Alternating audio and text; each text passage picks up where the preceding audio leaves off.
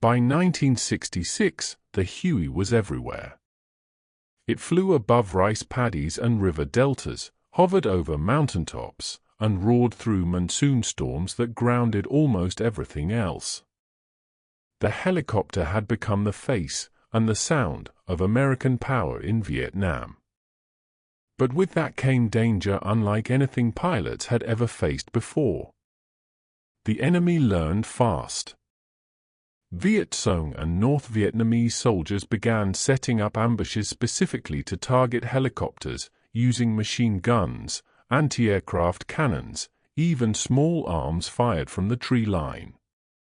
A single Huey, hovering to drop off troops or supplies, made an easy target. And every mission, every takeoff, was a gamble. Incoming fire, bullet impacts on metal. A pilot once said, "You never forgot your first time getting hit." You'd hear that ping ping ping and wonder which one had your name on it. Yet they kept flying.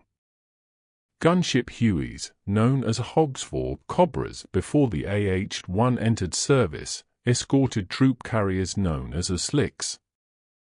The Slicks had no doors, no armor, just open benches and machine guns mounted by the crew chief and door gunner. Their job was to get soldiers in and out as fast as possible. The gunships followed behind, raining down machine gun fire and rockets to clear the landing zones. The teamwork between them was like a dance, chaotic, deadly, but precise. Door gunners often joked they had the best seat in the war, the wind in their face, the jungle whipping past, tracer rounds slicing through the air. But deep down, they knew every second in that seat could be their last. Many young gunners were barely 19 years old. They'd named their M60S, Sweet Mary, Betty Lou, Widowmaker. Each mission brought a mixture of adrenaline and dread.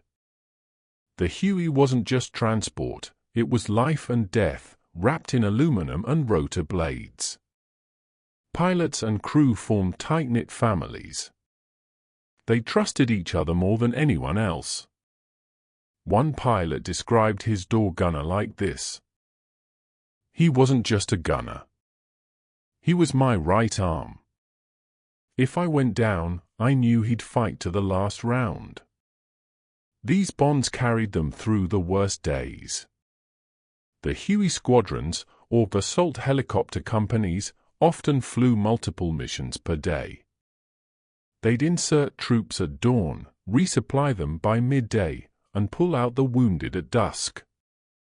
Sleep was scarce.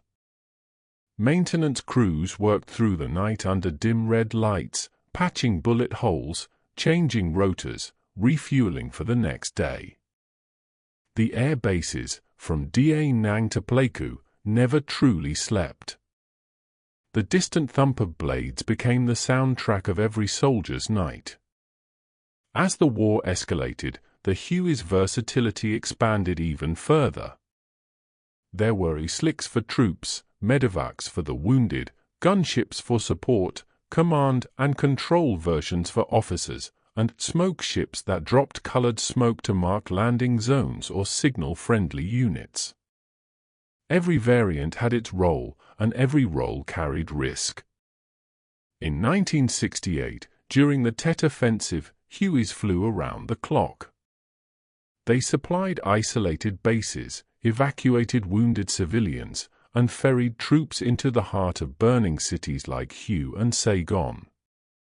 It was one of the bloodiest years of the war, and the Huey was there for every moment. One medic recalled, "When we were surrounded in Hue, I remember hearing that whop whop whop coming closer. The Huey broke through smoke and small arms fire to get us out. I don't know the pilot's name, but I'll never forget that sound."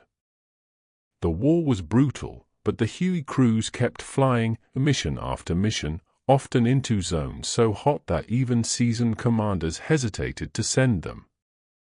Some called them crazy. Others called them heroes. Many of them were both. By the end of the 1960s, more than 5,000 Hueys were deployed in Vietnam.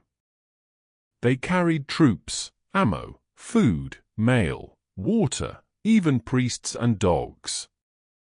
They dropped leaflets, loudspeakers, and at times, psychological warfare broadcasts. They were everywhere, from the mountains of Khe Sanh to the mangrove swamps of the Mekong Delta. For the enemy, the Huey was an unstoppable ghost. It could appear from the tree line, unload a dozen soldiers, and vanish before anyone knew what happened. For the Americans and their allies, it was the glue holding the entire war effort together. But the constant danger took its toll. Thousands of Hueys were shot down during the war. Over 2,700 crew members were killed. Each loss was deeply felt by the soldiers who depended on them and by the brothers they left behind. In camp, some pilots painted names on their aircraft. The Godfather, Pale Rider, Easy Rider, Devil's Reject. For them, it was a way to make the machine feel human, to give the war's heartbeat a name. As the 1960s drew to a close, the Huey had become more than a helicopter. It was a symbol of courage, ingenuity, and sacrifice, a flying witness to one of the most complex wars in modern history. Its rotors carried more than troops. They carried stories, memories, and ghosts. And those echoes would last long after the war was over.